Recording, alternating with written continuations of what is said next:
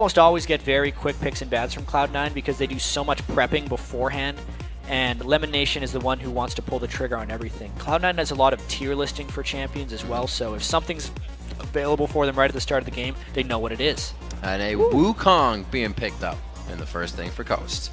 I had a conversation with Kobe and Freak in the office the other week, and I was playing a lot of Wukong jungle, and I said, you know what? I think Wukong is going to be a first pick or permanent ban within the next month in high elo or competitive. And he was like, no way. No way. And he wrote it down. This was like 5 days ago. It's happening right now. I'm going to go back to the office and find that sticky note. Jungle Wukong's awesome. We'll look for it. We've really seen that Dominate on Curse has been the one to switch up the junglers and go for the unorthodox, or I guess orthodox, that we're seeing now with Pantheon and Gragas. Ooh. We'll keep that in mind. LeBlanc actually gets through, and it's going to be going to high. So this is actually more interesting because Shifter was destroying people on LeBlanc and drew a lot of LeBlanc bans. And then when they first picked a Wukong over LeBlanc, we hadn't noticed that it had been gone. You wouldn't really expect High to be playing it. So that's now 6 different champions in 6 games for him. Another new thing he's going to have to bring out. And the first person I really saw succeeding on LeBlanc in North America was when I was watching Shifter's stream a couple months back. He should know how to play against it, but now he has to. You know? I wonder if he'll actually go for the AD. I believe Shifter used to play Zed a little bit. He definitely does have Zed. that mid, so we may see that from him. The Caitlyn and Annie just quickly picked up, though. Yeah, getting the bottom lane out of the way. Yeah. There's a chance he could play Wukong in the mid lane. Wukong can go multiple places. He's pretty much going to go in the jungle, though. Maybe speak a little bit on the Wukong, because we haven't seen it too much in the jungle. Yeah. I Will Dominate started bringing it out. I'd say St. Vicious was way ahead of the train because he's been talking it up for almost ever. But also, the most recent change to the Spirit of the Elder Lizard jungle item that gives health and mana back to Wukong really enables him to sustain up in the jungle and really just become a powerhouse. Coming out from Meteos, he actually has only played Vi and Elise, so I believe we're going to see Elise in here, and I'm quite excited about that, what mechanics can be coming from that, and they actually leave the AD carry as the last pick. Lee Sin's a interesting pick against Wukong. It allows Lee Sin to aggress early on in the game because Wukong isn't necessarily that strong early, and he likes to save his decoy in the jungle for escape and counter jungling. Lee Sin can reveal that with his E and then potentially punish. So maybe we'll see some extremely early jungle aggression from Cloud9 and try and shut down that jungle Wukong. Very interesting. Keep an eye on that Meteos since he did not go with Vi, and it has been one of his main picks. Looking now at Coast with Fusion and Daydreamin'.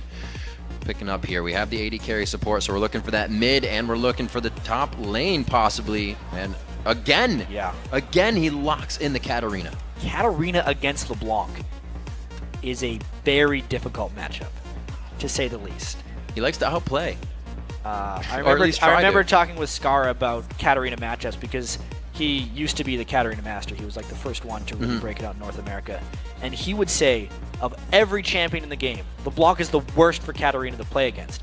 Because LeBlanc can get such reliable silence and burst damage on you. It doesn't matter if you're resetting your kills and assist if you're silenced and dead. So that's an incredibly bold pick to go Katarina into a LeBlanc. Maybe it's going to be Caitlyn Annie versus LeBlanc. Katarina being a side. I mean, they'll definitely going to, like, they could maybe lane swap. Yeah. Katarina's weak against every laner, even just in the team fights. The fact that LeBlanc can lock her down.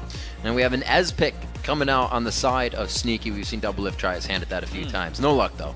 Yeah, this is a ever-popular Ezreal-Leona lane. Yeah.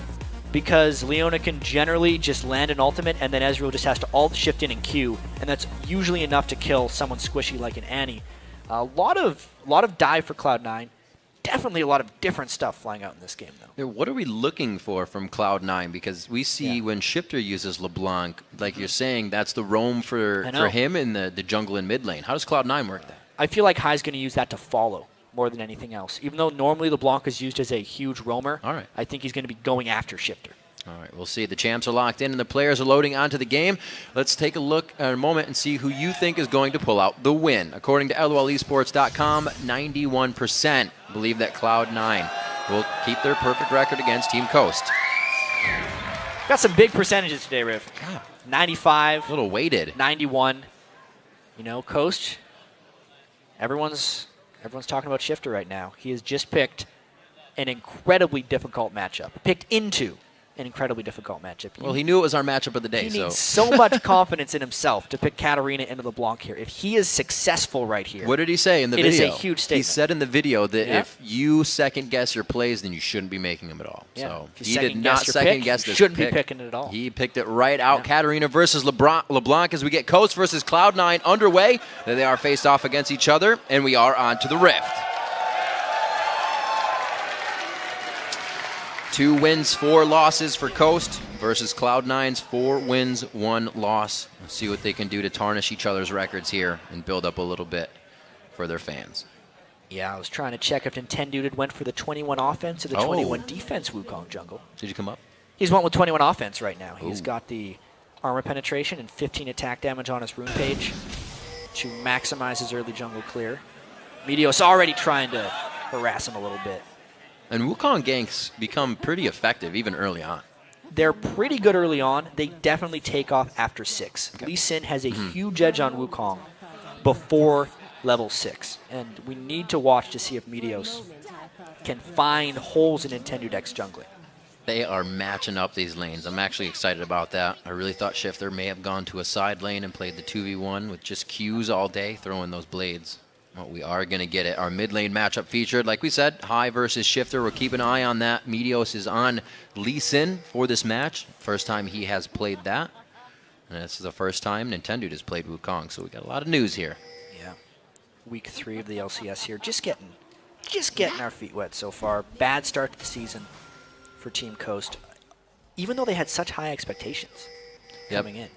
A lot of the teams, especially TSM, were saying they expected Coast to be top 4 easily in this split, but they went 2-3 or 3-2 in the promotion tournament. Took all 5 games.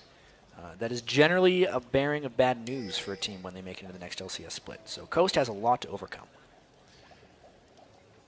They're always trying to innovate. We saw it was Nintendo Dex with that tank fiddle, bringing Leona into the jungle as well. So they are a team that tries to adapt and even bring out new things. This is one of those, and we'll see if it works for them. As the game is now underway, we're going to get even lane matchups here. And we know that Cloud9 likes to focus high with Meteos a little bit. Get those two rolling in the early part of the game. There's a little bit of jungle mind games going on, too. Just speaking of getting rolling early. Yeah. There's a buff, or sorry, there's a ward on the red buff of Cloud9 because they expect Meteos to harass Nintendo Dex at his red buff. They're really trying to prevent that from happening. If Meteos goes over to his red, it's kind of that mind game of they have to fear it anyway. That's why the ward is there, meaning Nintendo should be able to take his red unharassed. Right, not being scared at all. So now they have vision on him. The ping is there, and we'll see him dip over to the red buff. Looks like Meteos is definitely moving a bit faster in this situation, though. And High is getting a little bit of a push on his lane that Shifter's let happen. See sneaking with Fusion, trading a few shots bottom. No help from Lemonation or Daydreaming on that as they 1v1. But they are kind of trading damage back and forth, so nobody has the upper hand here. Yeah, so far, not much happening. You can see, obviously, Nintendo Dex going in, attacking, and then using his Wukong Q. Try and get extra jungle speed that way. Also getting rather low, and you can see this is why it's dangerous against Lee Sin. If Meteos found him in the jungle there, he would be able to kill him. It looks like Meteos is actually making that move right now, Jat. He was hoping that he would find Nintendo coming back around, or even will be able to find him again. Yeah, he's definitely on the hunt right now. Taking his wolves away, doing a little bit of counter jungling. Might even try and take the white on the way out. We'll have to wait and see. But these are just weak lanes early on from Coast. Not only do they have an invadable jungler, Mundo is always going to get pushed in by Renekton, and LeBlanc is a nightmare matchup for Katarina in the mid lane. All these things we've talked about. So Nintendo Dex has to avoid running into Meteos. Avoid running into Meteos, but also how well can he fare losing these camps if it keeps happening? Yeah, well, so far he just had that one camp, and he can rotate down to its wraiths. It is much more difficult to counter jungle when there's 4 small camps. Unless you're actually killing the other jungler. If you're just taking his camps, he can generally recover. Looks like he is trying to go back and forth. Shifter getting a bit of damage put on him, and this is calling Nintendo Dex to hover here in middle. Meteos coming in. Looks like they're going to try to trade a bit of damage back. They're both left just with nothing. If Meteos would have landed that Lee Sin Q, I think it would have forced a flash out of Nintendo Dex. Nation trying to get bush control, but Daydreamin says no way getting that with Annie, keeping those stuns charged and really helping Coast to keep that bottom lane. They're only up 4 CS so far. So far, it's been an okay hold by Coast, but you can really see the pain of that mid lane matchup, 28-15, LeBlanc versus Katarina, with both junglers making a very brief appearance together, so they really had no impact on that lane overall. Hai's going to be looking to continue to punish Shifter, and Shifter has to play now from behind. And there's kill potential there. Obviously, both champions taking Ignite. We are getting the first back here, and there was not much grabbed up by Shifter. He looks to grab the ability tome for a little bit. Because he didn't have much gold. Yeah. Can't really grab much when he only got 15 farm at 5 minutes into the game. Oh, Nintendo on the first gank for balls. This could work. He got the first slice, and he gets the dice through, going for the call to Meek to get some HP back. He's going to get the hit. One last. He gets caught up in the minions. Oh, fancy feet. Nintendo X with the first kill. Yeah, that was just a very well-timed gank for Nintendo. His red buff was there for actually just expired near the end. Balls could not get a slice and dice combo there to really get him to safety. Nintendo very smartly hit him with the Q before he went for his dash on Wukong, making sure that after the flash he could still close the distance. Everything went right for Coast on that gank, and they're the ones that walk away with first blood. It shows very well. They're still down 100 gold right now, according to these lanes. And right now, it's Sneaky and Lemonation trying to deny experience here, but WizFusion Daydreaming getting back just in time to soak it up. Yeah, we talked with Doublelift about why he's still picking Ezreal, and he says, because I want to win the lane. Right. Ezreal, an incredibly strong laner, just like Caitlyn. I think they, as far as farming-wise, are very even with each other in lane. Caitlyn has slightly better turret siege, but Ezreal is much harder to lock down. And I think that lane is playing out pretty much as we would expect it. Outside of the item build so far from Sneaky, actually. He's went with a Bilgewater Cutlass. Yeah. But we got some action going on in the mid lane. The wards down are going to help get some damage down onto Nintendo X here. The chain is down. Here comes Meteos, and they followed this one up. He was a good 1,500 range out. Yeah, once they had the silence on him with the root, Nintendo X never had a chance to actually flash away from that one, unless he would have flashed the immediate initiation, and he didn't want to be that quick with his flash finger. Nice collapse there by Cloud9, and that's the fear with LeBlanc Lee Sin chasing anybody down. Yeah, seconding that combo from Hai. Very nicely done to not stack the crowd control in any way. 1-to-1 in kills here as Cloud9 answers back very fast to that first kill. Now Coast pushing back in the bottom lane. Yeah, they're definitely trying to continue the counter juggling here. Taking blue buff is more about the experience denial than it is about getting the buffs, because Lee Sin doesn't necessarily need blue and Hai only needs one. But they get out of there. Meteos is now level 6 before Nintendo X. Their jungle advantage is there, but I think they wanted a little bit more. The fact that Nintendo X got the first blood means he was not shut down early in the jungle, and Wukong most definitely outscales Lee Sin in the jungle. And you see the buys in these lanes as well. Doran's Blade for Lee Sin coming out, Doran's Blade on balls, which he had, and we talked about the Cutlass earlier, but this all helps Meteos impact those kills when they get to lane. Yeah, Meteos definitely trying to get as much early power as possible. Yeah. And to get back to that Bilgewater Cutlass, that may be a Blade of the Ruined King rush by Sneaky, which is really curious. We've seen a few Ezreals go Trinity Force and then Blade of the Ruined King, because it will help them with just being incredibly elusive in the game. But to get it right away means he might just be thinking about killing Mundo like as quickly as possible, as soon as teamfights start. It's probably a safe lane item to build, but very rare to see Ezreal rush that. Killing Mundo, maybe a bit of help. Not even that much on objectives. A little bit more slipperiness, for sure. That's true. We'll see what they can do here.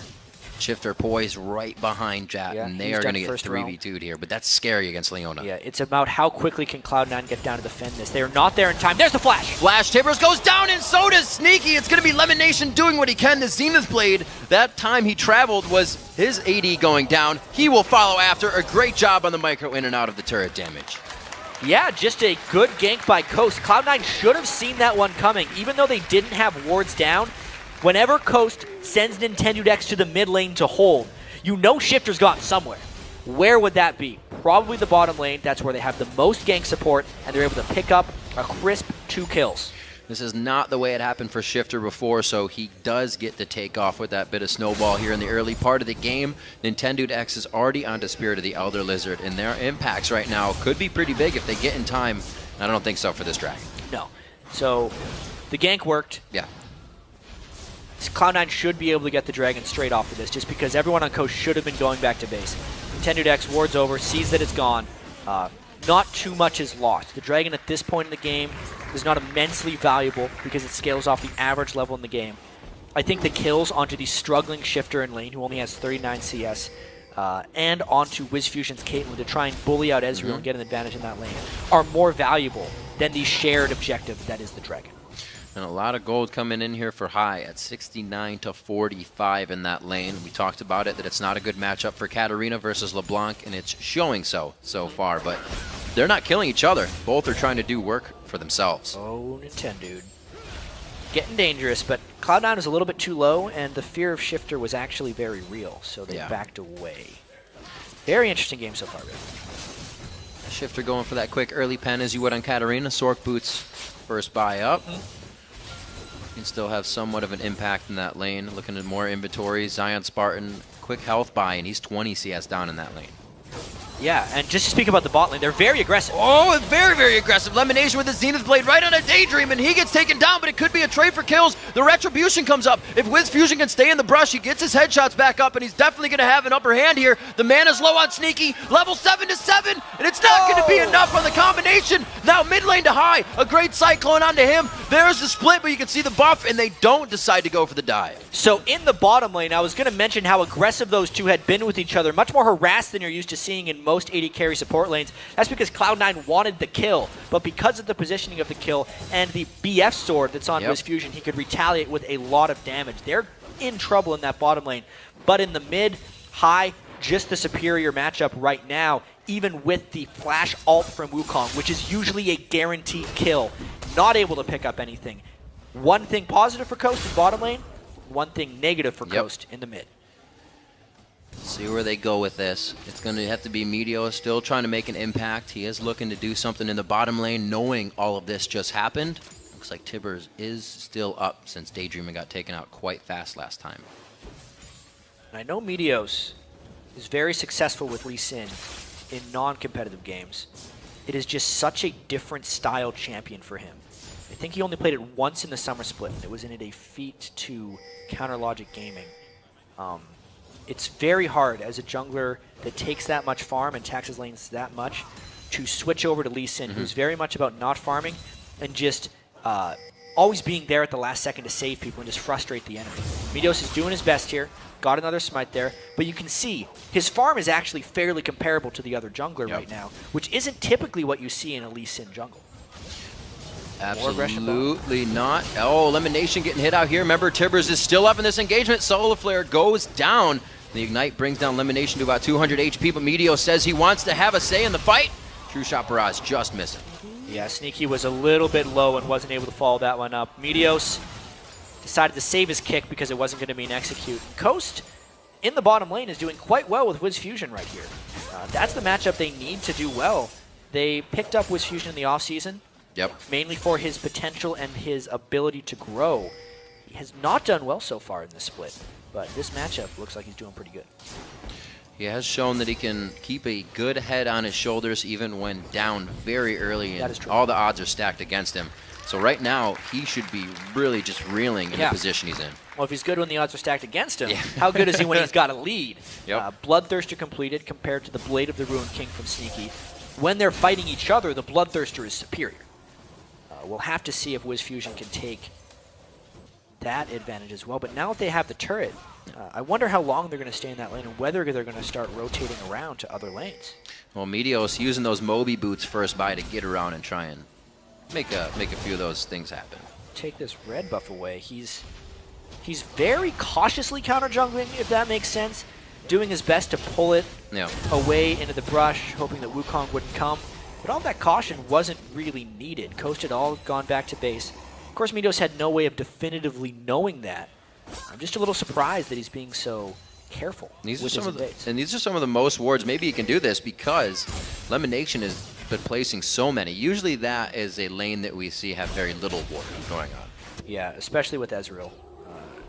You don't necessarily need to protect him that much. I'd say overall, though, this early game is really well played by Coast. They had such a bad matchup in mid lane, LeBlanc versus Katarina. Mundo generally gets pushed in by Renekton. Wukong generally gets pushed in by Lee Sin. But they're going in. Oh, and under the turn, you get pushed in by an Annie and a Tibber. Shifter gets locked up in another lockup. The crowd control's there, but the Shunpo is out. He is completely safe. He did have to burn Flash there, but it is well worth it as the ace in the hole takes down Lemonation to end it. That's the Bloodthirster damage coming in. They just flip a switch and go. Let's see if this True Shot Shifter's Barrage. hurt. He's all right. Completely fine. No one believes in snipers this game, but Coast continuing to push that mid lane. The second tier inner turret is much more valuable than this bottom tier, and Coast gets it. The early ward that you were talking about, Jat, on that red buff, giving Nintendude an easy path around his jungle, confidence as well, and it's been able to escalate this game. He's got 2 kills for himself, and Wiz Fusion's picked up 3. Coast is in a great run right now. Yeah, I mean, we talk about this team fight phase now as well. If Daydreaming can consistently land those flash tibbers, which, by the way, he has rushed Distortion Boots on Annie, so the flash cooldown is greatly reduced. Is he going to steal that? No, but he did force the smite. So therefore, High doesn't have blue buff. Good harass there by Wiz Fusion. Any time that they can combo tibbers with the Wukong ult is just glorious time for Shifter, because it means everyone's going to be low and Shifter should come around. So Cloud9 actually has to be very careful to never group up in these team fights. An unfortunate position to have such a big wave bottom, because the smite being down from Meteos right now would be a great engage for them with this fight composition. We were just talking about 16 minutes in. They can dictate some of the game right now, and they need to pressure that advantage. Yeah, this is the big thing here. Wukong ultimate almost up, and Tibbers almost up. If Cloud9 had Meteos in position, they could have just rushed down that dragon as quickly as possible. He was off, finishing his jungle item. He wanted to be more powerful for that fight. It was just a misuse of the timing, unfortunately. Cloud9 now looking to initiate, but everything on Coast is up. This is dangerous for Cloud9. Do they want the monkey? Nintendude still trying to look to get to the back line to put in that Cyclone. High is in the lockup position. He is taking damage on the back line still. Death Lotus goes down, but Shifter kicks himself out of it right away. Daydreaming and Ball's going head to head, and that is not going to work for Daydreaming. All of Coast is running from this fight right now, but it is going to be a trade for 2-2 right now. Nintendude X very, very low, and it looks like he will finally go down. Sneaky hits him up. Spartan trying to run. He's got the ultimate out of Sadism. And a fight overall in the favor of Cloud9. That was an incredibly spread out fight, but it's not over actually. The solo laners for Coast are still alive. Let's take a look at how that fight actually materialized though. Coast ran a little bit early, which is why Cloud9 was safe doing this, because the Tibbers wasn't up immediately. You can see it's a very zoned out fight, but that dragon is getting contested by Coast. They were able to grab that up. Very good job by Cloud9 in the end of that whole quarrel in front of the Dragon Pit. Yeah, action-packed game to say the least, especially when we compare it to our first game today. It's watching 2 completely different styles right here. Coast is definitely bringing it this game. No fear in their initiations at this point, but they couldn't lock down Cloud9 exactly like they wanted. And Cloud9 had a very good eye for Shifter in that fight. Just one final thing to point out, as soon as Shifter went in to try and channel his ultimate, Meteos kicked him right back. That's one of the things that just kept the fight split up enough for Cloud9. It actually allowed Balls to get many kills on Renekton because he had targets to himself. And to keep it on Shifter for a second, doing quite well, not in CS, but for himself. It's like these guys went into this lane knowing they weren't going to be the ones to fight each other, but everything was going to come from the side lanes and from roaming. You can't expect much else when you pick Katarina into LeBlanc. You're not able to stay near LeBlanc, and if his minion wave is gone, he can't farm. It's actually a little bit unfortunate for Coast that Shifter hasn't picked up more kills, but instead assists, because he really needs the gold in order to stay competitive. 5,100 to 5,900. Some of those kills were back on his side. He would be much more potent at this point. But we've seen how Shifter, even when down in games, can nearly explode on Katarina. There was that fight last week against TSM where Shifter nearly turned the game around by going in perfectly and getting about 5 Katarina Sinister Steel W's off in that fight.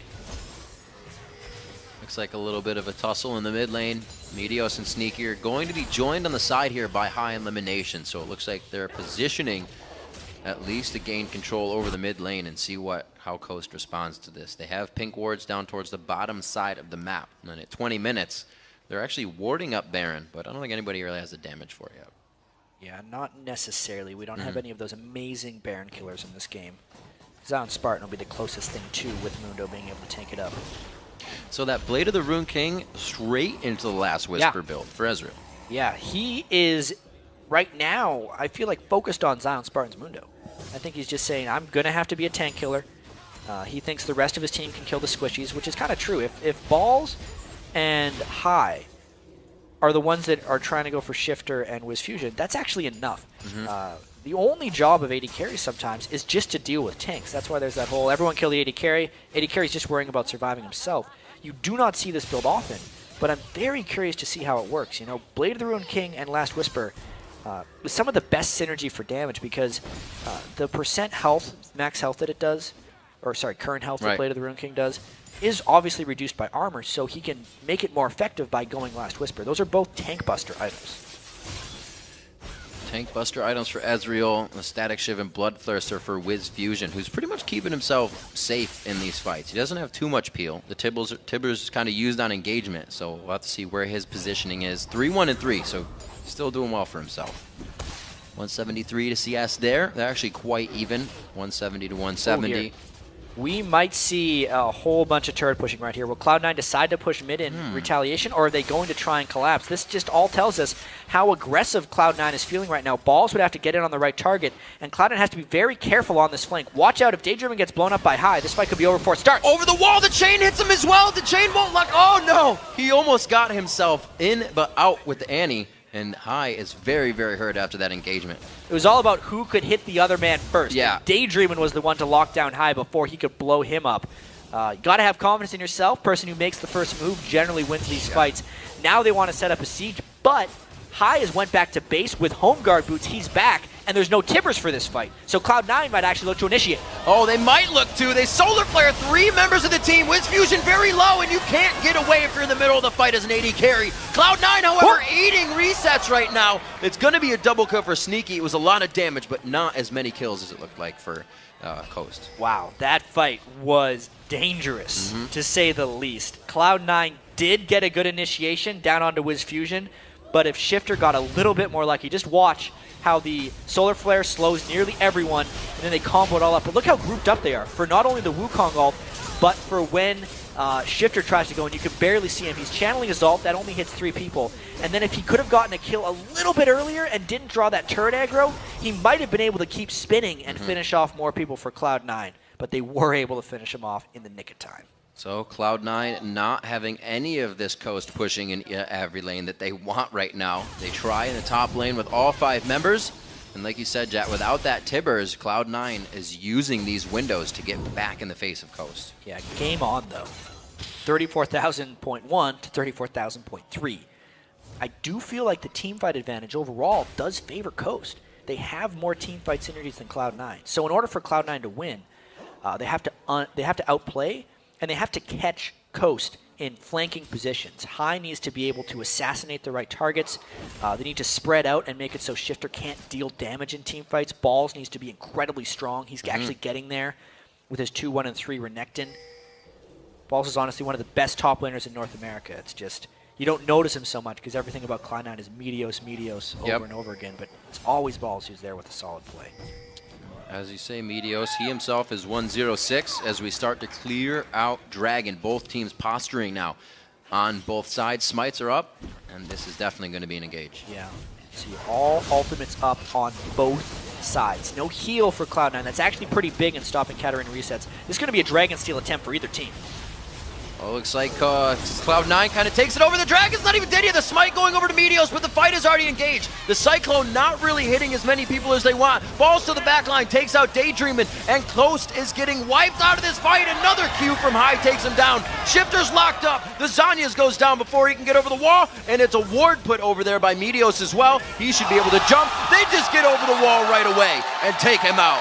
4 for 0 and the Dragon Riv right there for Cloud9. They completely outplayed Coast in that team fight. Now they might actually go down for the Baron. It was because it was 2 fights. One with the tanks, one without. Shifter and Nintendo X got caught in between and it was never a fight. Just watch how this initiation actually happens. Balls Elimination go all in, and Nintendo doesn't ult. many people. No. He was stuck in between, which means when Shifter tried to go in, it was just a swift Meteos kick. So therefore, the Wukong Katarina synergy never worked out because Cloud9 split up properly. Then they cleaned him up over the wall with some fancy moves. Great job on that. We see Baron being taken down. Zion trying to do what he can there, but a real definitive lead being picked up now by Cloud9 just a few seconds ago. That gold was dead even. Yeah, all about that fantastic dragon fight from Cloud9. You really have to credit Balls and Lemon Nation for just going all in.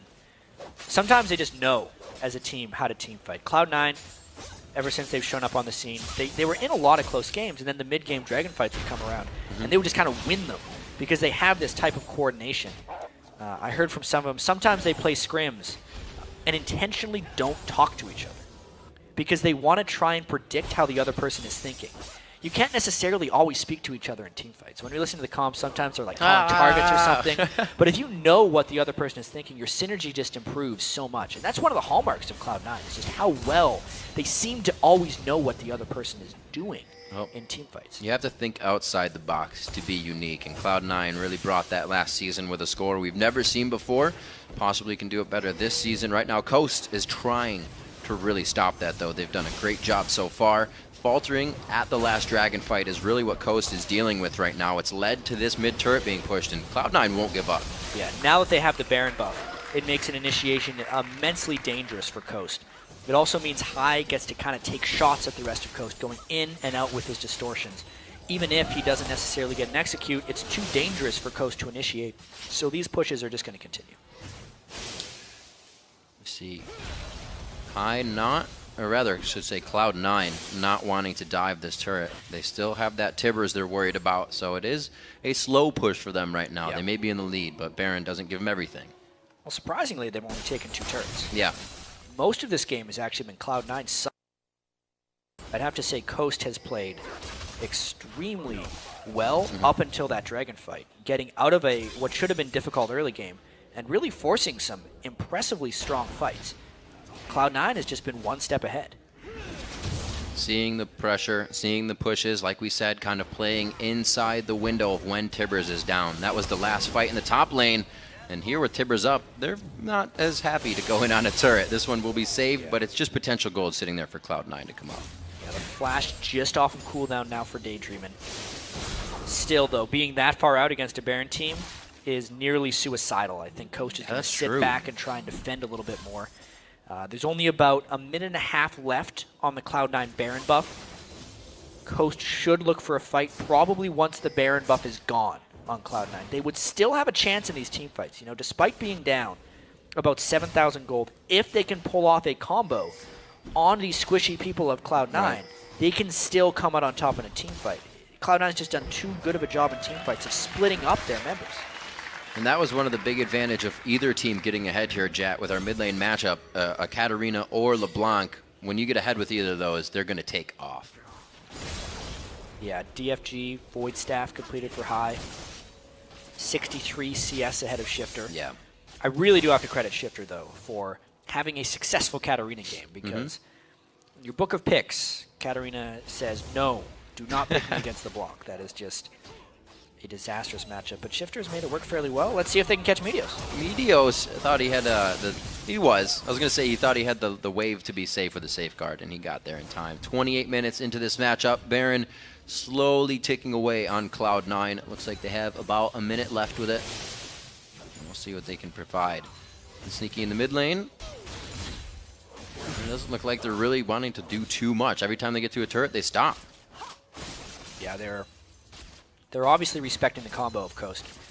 They did slowly siege down a few turrets.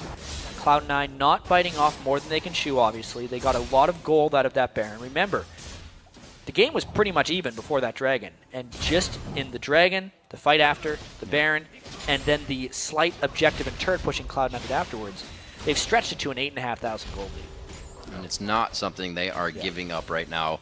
12 to 10 in kills as well, which means Coast has been taking out a few members per fight, but it's Cloud9 coming out of those fights with the minion waves in the right spot, the turrets ready to be taken down, and again, the timing ready for Dragon.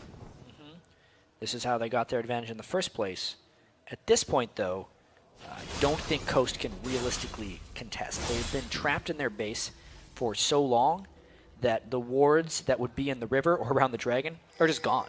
So it is therefore too dangerous for them to face check and go up for this dragon. Nintendo X, a black cleaver on top of that Lizard Elder now. As we see the dragon being taken away. So Coast is getting some of the items required to make an impact in these fights. Shifter, we saw, has his Zanyas. Really was too much focus just from Cloud9 coming into the fight, though. They don't have enough time. Yeah, I worry about Nintendo X's ability to channel his Wukong ult in these team fights because Cloud9, it feels like they have assignments for what they are responsible for in a team fights. Maybe they're just understood. But Meteos is responsible for kicking Shifter away from people. He's done that in almost every fight when Shifter tries to go in for resets. I think Hai, at this point, should be responsible for killing Wukong. Because Wukong has Ninja Tabi, a fair bunch of health, but almost no magic resistance right now from his items. He will obviously get a fair bit from his passive, but he is still very vulnerable to Hai's assassination attempt. If they can do those two things, the fight is basically won for them because there's no way Wiz Fusion can deal with the Thornmail Randwin's Omen Renekton. And they are incredibly setting up that to happen. So many wards being placed in the jungle right now gives them the ability to create those pickoffs. Yeah, absolutely. They've warded fairly heavy. I think they're just playing the objective cycle game right now because they can.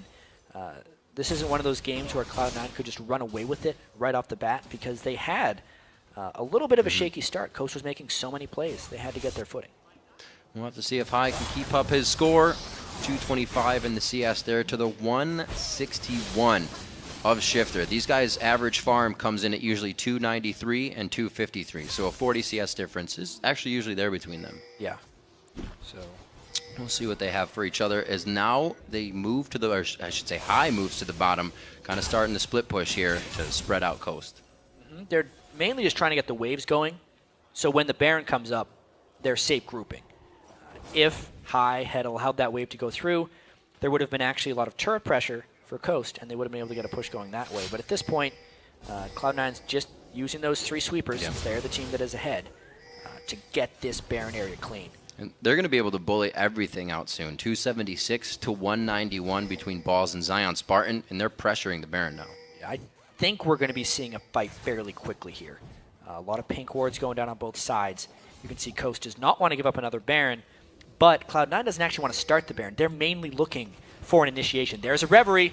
Talisman of Ascension goes off. Oh, it's going to be Daydream and flashing it. That means Tibbers is up, but do they have the turn? The re-engage is not there. They weren't quite grouped because the reason Cloud9 went so aggressive is Wiz Fusion was in the mid lane pushing it out. But now they have a window where Leona ultimate is down. Now Coast feels confident walking through wards and trying to take some positioning advantages. It's a very difficult choke point in here. Let's see if Coast goes. They really wanted to, but they're not going without a clean initiation. They don't have the Talisman of Ascension finished on their side. They cannot just speed into this. It has to be the flash engage, and that was just used from Daydream. He had to use it to escape. That is normally their reliable initiation, and now they don't trust at the moment. That's another reason they want to be scared. They have to go back now. No mana or health on Wiz Fusion.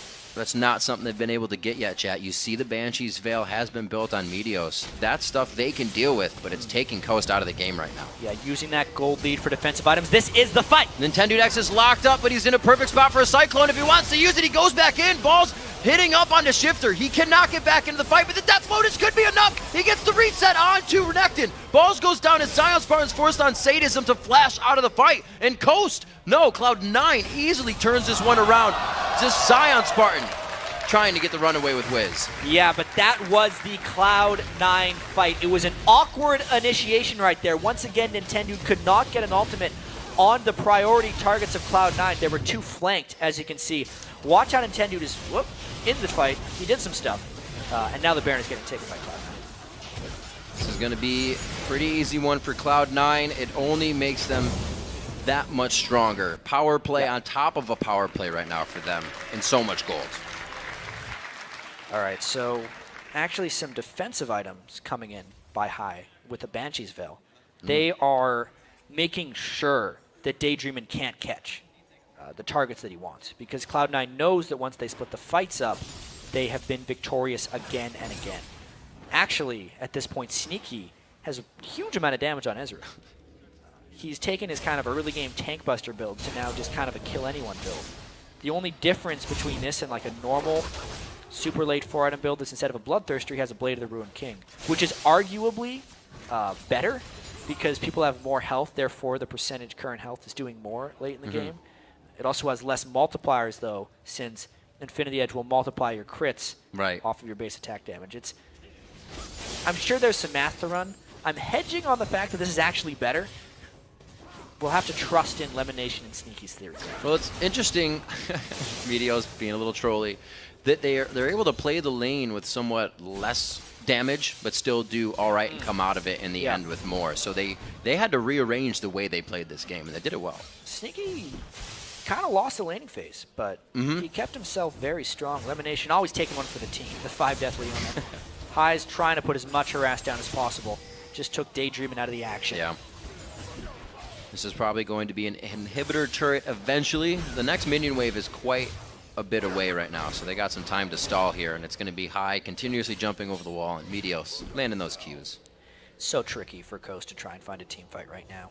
So many Banshees Veils up on Cloud9. So much threat coming down from High. Yeah. And Sneaky is just so damn elusive at this point on Ezreal. Can't really seem to lock him down. We have Daydreamin's Flash just coming back up. Balls is going to stay in the mid lane as the rest of the team says we're rotating top. Dragon is up, so after whatever engagement happens, somebody can have that. But right now, these Banshee's Veils are really working against Daydream, and it's going to be so hard for him to hit anyone that matters. Yeah, I feel also like Cloud9 is daring Coast to initiate rather than initiating themselves. While Balls could go in for a fight, there's actually no need. This is a slightly more passive Cloud9 than we've seen in the past, but I think overall making more calculated decisions right now. Any initiation would actually be a medium to high risk just because Daydreamin' could theoretically get a stun on Sneaky. Sneaky has no cleanse. Also, Lemonation has no Mikhail's Crucible. Yeah. So he could actually get locked down and potentially burst it out. If that happens, the rest of Coast could take down the rest of the team. So it's like this really off chance that Coast could win a team fight. But Cloud9 knows that, therefore they're playing. Kind of an on-their-terms situation. A nice wave brewing in the bottom lane for Cloud9. They just kind of swapping around, watching the waves move. They take Dragon, and now they're going to try the 5-on bot. A little engage there from Nintendo. Just trying to get some damage down. Still, Coast has been very gold-starved for a while. They were at about 36,000 gold when it was even. Since then, Cloud9's got 30,000. Coast has gotten about 13,000. So Cloud9's been doubling their gold game for quite a while here. Even without a Sheen right now, Sneaky is just crushing down these turrets with the rest of the team. That Rising Spell Flux passive, There's giving him more attack speed. Going in, the True Shot Barrage hitting a bunch of players on the team. High is able to take down Daydreamin', and there is no Tibbers for possibly the last fight of the game. Balls is on 2 members, and Shifter's forced to use Death Lotus there. It looks like he stays alive, and they have an inhibitor turret to their name. Yeah, this might be it. Balls just took on the world at that point. High could clean up with a lot of assassinations, and everything just fell apart for Coast in that fight as Cloud9 stormed through the base. Wiz Fusion, always really the one to stay alive in these. He has no peel, so he's always so far away from the fights to do anything, and Cloud9 is making sure of that every time. It's going to be a 1v1 quick, but High says, let's make it a 2v1 even quicker. Yeah, burning the barrier right there for Wiz Fusion. They're just taking out all the inside inhibitors, not looking to end it quite yet, but taking all the necessary buildings before they retreat. They're going to have quite a bit of gold after that. Let's just watch the introduction to this engagement. So it was just an obliteration of Daydreamin' at the start. But then you could see High also took out Nintendude, so therefore Shifter could never get through the fight. Balls did a fantastic job taking out almost everyone. Meteos was not a friend there. He did give him a bit of a shield, but didn't block the ace in the hole. Still didn't matter. Balls had too much tankiness in armor. Like you said, elimination for the team went down in that fight. Does pick up the Mikhail's Crucible. And he has a locket of the Iron Solari, so that just goes to show how much money these guys have now. I wonder what Sneaky's last item's going to be, too, because he's been farming for a bit. He hasn't actually went back from that team fight. 3,300. GA. Nah, he's going to go. I think he's going to go for a Scimitar, if I had to guess. Nice. He just needs a huge amount of gold in order to get one of those. Mercurial Scimitar. Or he'll just go for a GA or Banshee's Veil. Damn. Banshee's Veil. Went for It was a third guess. You still had it. 1, 2, 3. It's just more boring. He hasn't needed it. No one's been able to touch him. Should have got a Bloodthirster. I understand the safety, you know. Banshee's Veil is an incredible item right now. People undervalue the spell block again and again. honestly, I think it was an incredible item, even when Spirit Visage was giving 20% cooldown reduction. But now that Spirit Visage only gives 10% CDR, right? People are going back to Bansheesville and really respecting its power a bit more. You don't realize how much damage you actually block when you can block a big spell from someone. Well, you also get these assassins, and you're like, nope, don't want any of that. Yep, they can't start a fight on you, especially against Annie. You know, with how prevalent Annie has been in the past couple months. You know, we should have been seeing more Banshees Veil then. See what we got here coming in. Sneaky's trying to speed up the rest of the team with that Essence Flux as they move in. Zion Spartan still taking a good bit of damage from that Sneaky build. Oh, yeah. And it looks like they're going to be to the back line. They're already pinching around the inhibitor. This is making it so hard. Yeah, last-ditch effort for Coast. They're going to have to try an initiation. Once 3 inhibitors are down, the game's basically over. They've just gotten too low at this point.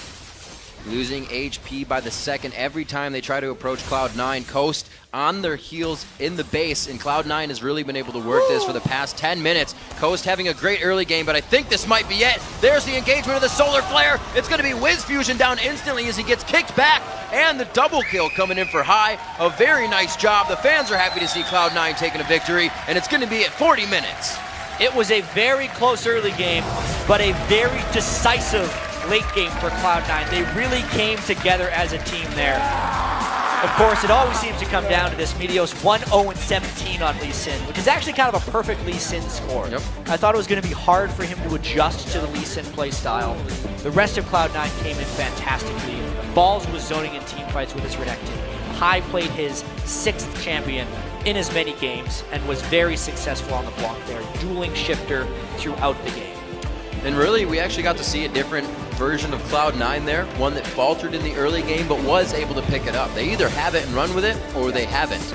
And this was a little different from it, so we can see that they have two sides. Yeah, they're able to take the close game and make it a not-so-close game. Yeah. That's the thing, though. They have the momentum and timing in the game to always make those moves. Something Coast is going to have to work on throughout the season. That moves them to 2-5 so far. A very promising game for them. I do think, though, their plan coming in on the outside, we're like, I don't know how that Shifter lane is going to work out. But they got out of that phase. They actually started losing it in the team fight phase where they were very strong. So Coast just has to work out a few kinks, and that game could have very easily turned in the other direction. They're looking poor in the standings at 2-5, but there's still a lot of things that are very close to working out and turning them into a top flight team.